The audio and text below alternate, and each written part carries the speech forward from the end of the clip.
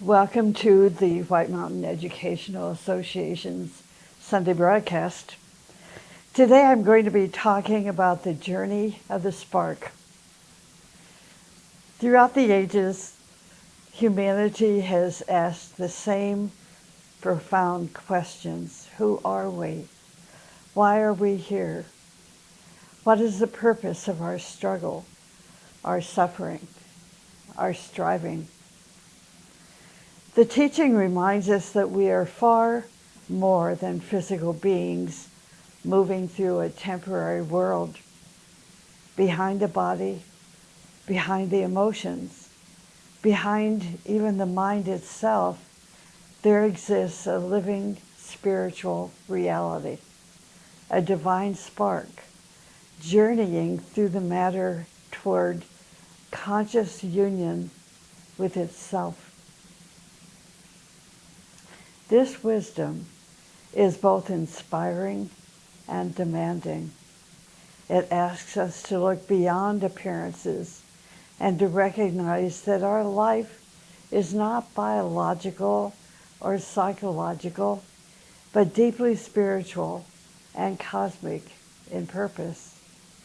Yet these ideas can seem easily abstract unless we bring them into practical understanding. So today, we're going to explore 4 key ideas. The first is the descent of the spark into matter. The second is the difference between force and energy. The third is the danger of identification with our lower nature. And 4, the true meaning of creativity and spiritual evolution. So the purpose of this morning's Sunday talk is not philosophical in understanding. The purpose is transformational, learning how to live as conscious souls rather than as prisoners trapped in the form of our physical body. Space is condensed and materialized itself into 7 cosmic planes. The first differentiation of space was spirit. The last was matter. And a polarity was created between spirit and matter. It is through the interaction of these 2 poles that the sparks came into existence. Sparks are living centers of consciousness and life. In time, they made contact with substance and matter, appropriated them as vehicles, and eventually descended into the densest plane of manifestation. Thus, the sparks are essentially space energy temporarily identified with matter on the lowest plane. The human spark is a traveler returning home. During its long evolutionary journey, it built physical, emotional, and mental vehicles through which it could function in the worlds of form. On the Earth globe, the spark also received higher spiritual assistance from the incoming solar angels. These great spiritual beings, who some eons ago had already reached an advanced stage of evolution and sacrificed themselves to aid emerging humanity. If the spark descends and takes on vehicles, then the practical question for each of us this morning is simple. What is actually moving through these vehicles? The teaching answers with 2 words, force and energy. In common speech, we use them as synonyms, but in the ageless wisdom, they are opposite in direction. And confusing them is some of the chief reasons aspirants can work for years and go nowhere. So let us define these two words, force and energy, carefully. Force refers to the energies operating through the physical, emotional, mental, and etheric planes. The lower, what we call the lower quaternary. Energy, however, refers to the higher spiritual currents flowing through the intuitional, atmic, monadic, and divine planes. So we have 4 kinds of force and 4 kinds of energy. Energy becomes force when it passes downward through the lower quaternary. Force becomes energy, again, when consciousness rises into the intuitional plane. Force largely emanates from elemental lives and the mechanism of nature. Elemental lives are the substance out of which the planet and bodies are made. They're built and are part of the involutionary arc of life.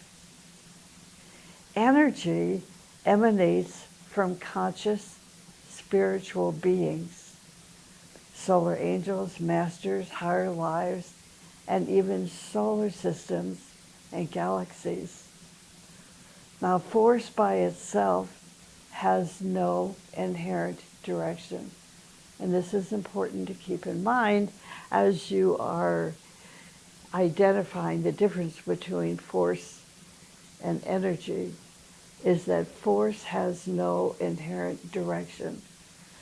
Energy, it is energy that possesses direction, purpose, and intelligent intent. Yet here lies a danger. When higher energy descends into the lower planes, its direction can become distorted. It may degenerate into force, power without wisdom or purpose. Such force can then be used selfishly, destructively, or even blindly. Energy carries law. Energy carries principle, purpose, and plan because it originates from conscious, spiritual intelligence. Remember, it functions through 4 major levels. On the first level, it carries great ideas. And the divine plan, it brings it into manifestation. On the second level, it carries out the purpose of the planetary life. On the third level, it expresses the solar plan. And on the fourth level, it fulfills the purpose of the solar soul. Because the human being is fundamentally an energy unit, each of us can eventually learn to consciously direct our force and transmit energy, but only as they liberate themselves from identification, as we liberate ourselves from identification with our lower vehicles. Are you staying with me? Yeah, good, okay. Here's a Taoist story. It's called The Empty Boat. There's an old Taoist story told by Chuang-Tzu and later loved by the Tao teachers about a man crossing a river in a small boat at dawn. The morning fog was thick and visibility was poor. As he rowed quietly across the water, he suddenly saw another boat drifting directly toward him. Fearing a collision, he shouted angrily, "Watch where you are going." The boat continued drifting closer. His anger increased. "Turn away! Are you blind?" The boat struck his own with a loud crash. But when he looked carefully, he discovered the other boat was empty. At that moment, all of his anger vanished. There was no one to insult him, no one to blame, no enemy, no intention to offend. Yet the collision still occurred. But the suffering created by his emotional reaction immediately disappeared. The Tao teachers say that most of human life is lived as though we are constantly colliding with other people. We react with anger, fear, pride, jealousy, hurt feelings, defensiveness, because we are deeply identified with our emotional and mental bodies. The personality cries, "You insulted me. You threatened me. You ignored me. You hurt my image." But the soul, the higher self, observes differently. The higher self sees that most human beings are acting unconsciously through conditioning, glamour, fear, and identification with form. They are like drifting boats in the fog of human consciousness. The more strongly we identify with our personality, the more violent we react to the collision in life. But as we begin to stand as the observer, as the capital S self, the consciousness behind the emotions and thoughts, a new freedom appears. The event may still occur, the collision may still happen, but inwardly there is space, clarity, and harmlessness. Then gradually we cease living as reactive personalities and begin living as conscious souls. So on its descent into matter, the spark appropriated the 7 planes and gradually built vehicles suited to each level. But as it built its physical vehicles, it identified so deeply with them that it forgot its own essential nature. Instead of realizing itself as the divine center of consciousness, the spark began to think of itself as simply a body, or an emotional nature, or a mind. Yet the real person is an energy unit functioning through substance and matter. Every time the spark identifies itself with its vehicles, it creates a kind of short circuit within its own energy system. A false identity is formed. An image of ourselves does not correspond to spiritual reality. So when a person thinks, "I am my body, I am my emotions, I am my thoughts," they deny their deeper spiritual identity. This false image then begins to govern their life, relationships, reactions, fears, ambitions, suffering.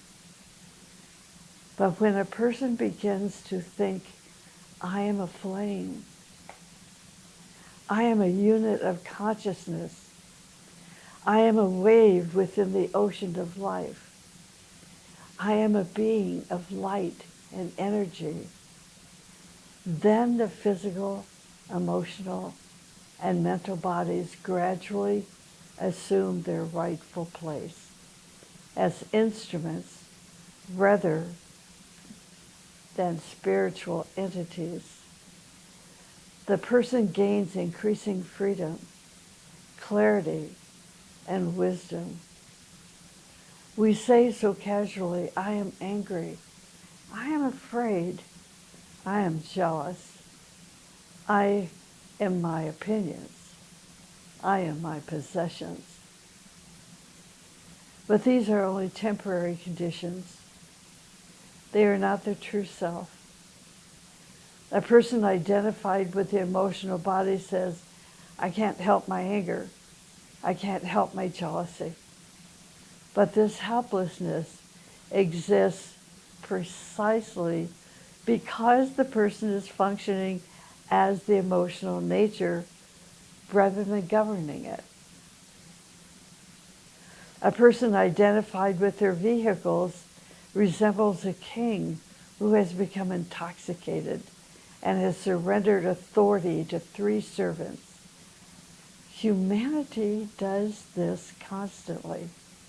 This identification with the lower nature is the root of illusion and glamour and Maya. Humanity believes itself to be material because it identifies with material form. People think, I am the body, I am flesh and blood, I am matter. But matter itself did not originally exist as a separate entity. Matter is condensed space energy. Matter is condensed space energy. In other words, spirit into form is flowed into form. Like an iceberg floating in the ocean, matter appears separate and solid, yet its true essence remains the same as the ocean from which it emerged. Human evolution truly begins when we stop thinking of ourselves as bodies and begin recognizing ourselves as living centers of consciousness acting through bodies. Nature itself continually teaches us this truth. At death, nature removes the physical body to demonstrate that we are not the body. Later, the emotional and mental vehicles are also released, and consciousness experiences states of increasing freedom from form. For brief periods, the soul realizes itself as a pure being, a free center of awareness untouched by physical limitation. This state has been called nirvana, or the formless state.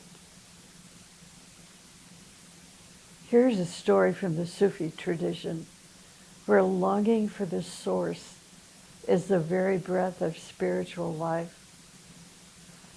Rumi begins the Masnavi with the cry of the reed flute, cut from its reed bed and placed in the hands of musicians.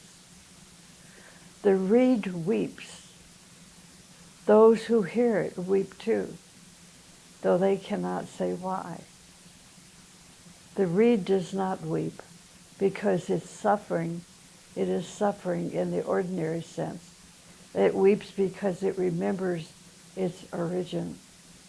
It knows it was once whole. Listen to the reed, Rumi writes, how it tells its tale of separation. The reed's song is not a complaint. It is a teaching. Its very longing for the reed bed is what makes its music beautiful.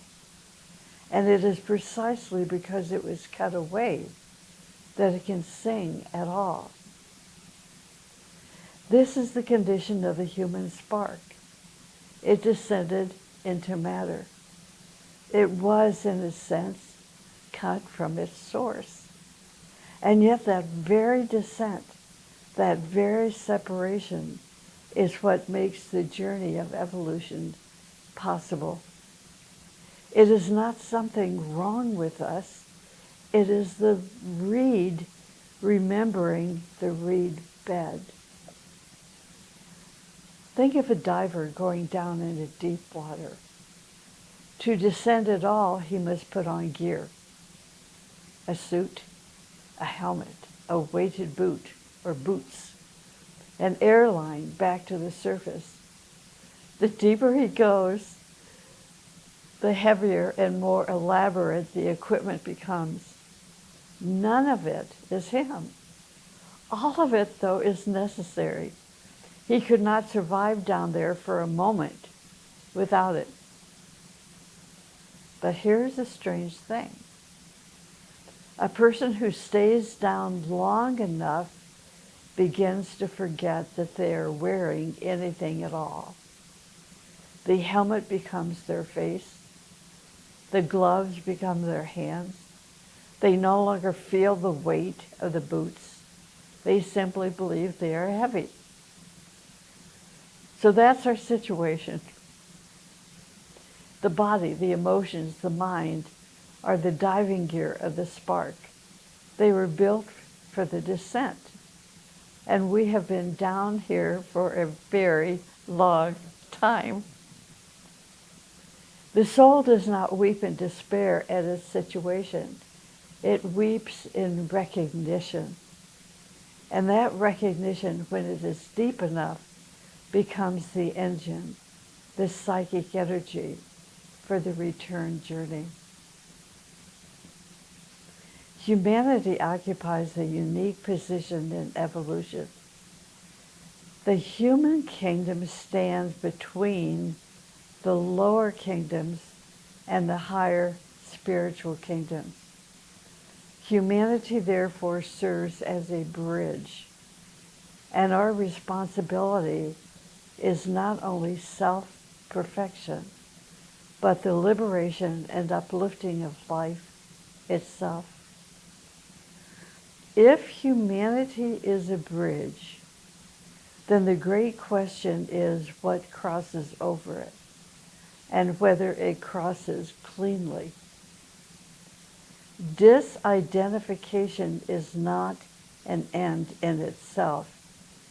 It exists so that something can pass through us to the life below and around us.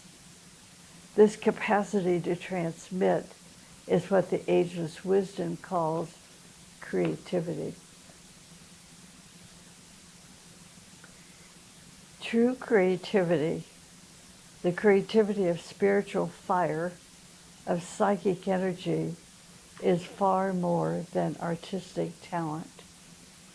Creativity is the ability to transmit higher energies in such a way that the divine spark within every form is stimulated and released. Real creativity enables the spark, the monad, to function as a conscious transmitter of the divine plan and purpose without destruction, distortion, or obstruction. The four higher energies can be used destructively when they are blinded by elemental forces and reduced into lower force. But they can also be used constructively and creatively when directed by the self, the capital S self, functioning through the higher ethers. So we should be sober about what is at stake. Energy itself contains innate wisdom. Think about the difference now between energy and force, and how energy is the energy of innate wisdom. Whenever higher energy is misused, distorted, or blinded, by selfishness, that's when it degenerates into the lower force and materiality. And whenever energy is lost, that's when health declines, vision fades, enthusiasm weakens, aspiration disappears. Humanity then drifts towards inertia, apathy, deception, separateness, and destruction. This is why creativity, rightly understood, is not a luxury of the artistic temperament. It is the difference between a life that transmits and a life that obstructs. Creativity is therefore a process of transmutation and transformation. Either the divine plan is expressed through the lower worlds with increasing purity, or the divine spark itself is gradually released from bondage to matter and becomes capable of functioning consciously upon the lines of higher energy.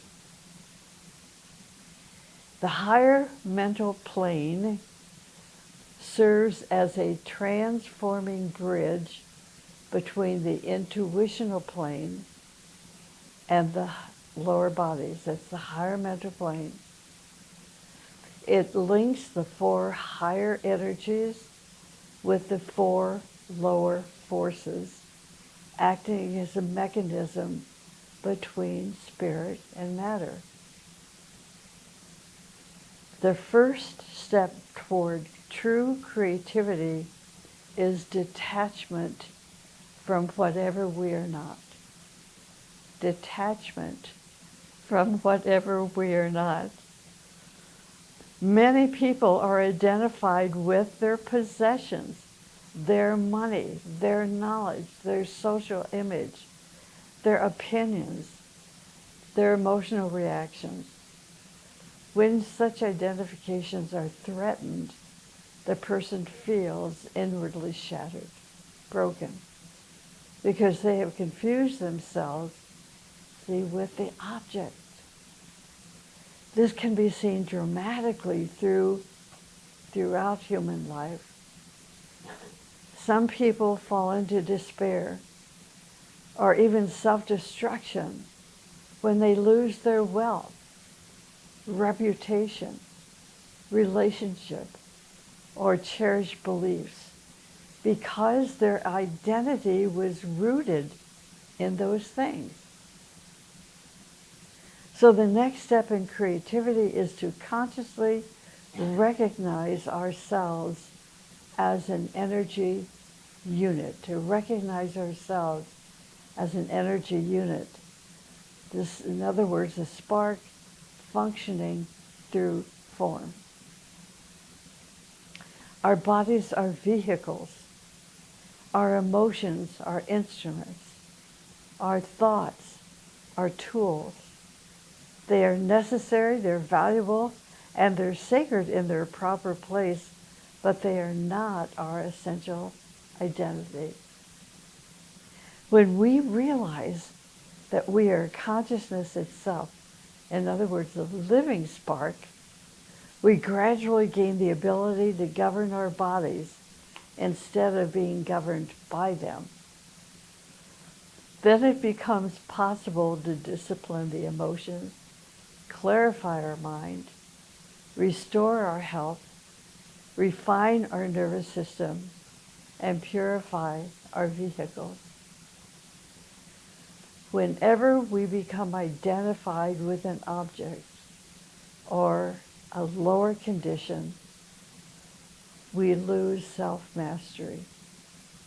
But whenever we stand as the self, we gain the power to direct. See, this is the energy, to direct what they are not. The human soul is therefore both energy and force. Energy in essence, force through identification. As humanity evolves, it learns to shift from merely using lower forces to consciously transmitting higher energies. And certainly this is the job of disciples, of initiates, of Agni yogis. As humanity penetrates higher spheres of awareness and learns to express those experiences creatively, a synchronization gradually occurs between the person and the greater ocean of life. A truly creative person, truly creative, reflects the harmony of higher worlds through speech, actions, relationships, beauty, service, and daily serving. Such a person becomes a microcosmic reflection of macrocosmic realities. The reed, hollowed at last, has become an instrument through which the breath of a greater life can now move.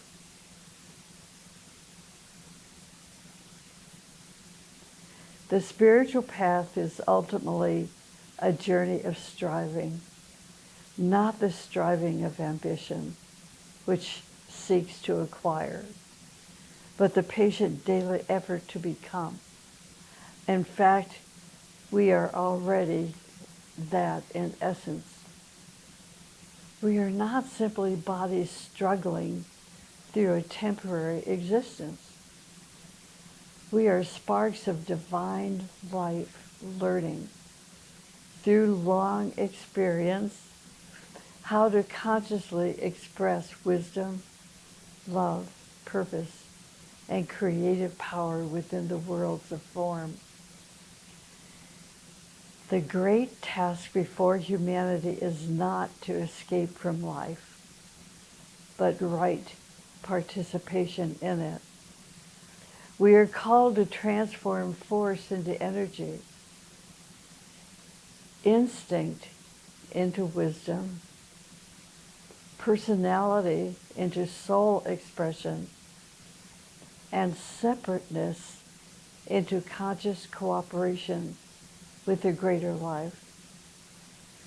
Each time we refuse identification with fear, hatred, vanity, glamour, or materialism, each time we recognize that the boat drifting toward us was always empty, the spark shines a little more clearly through the form. And each time the spark shines unobstructed, the divine plan moves one step closer to manifestation on earth.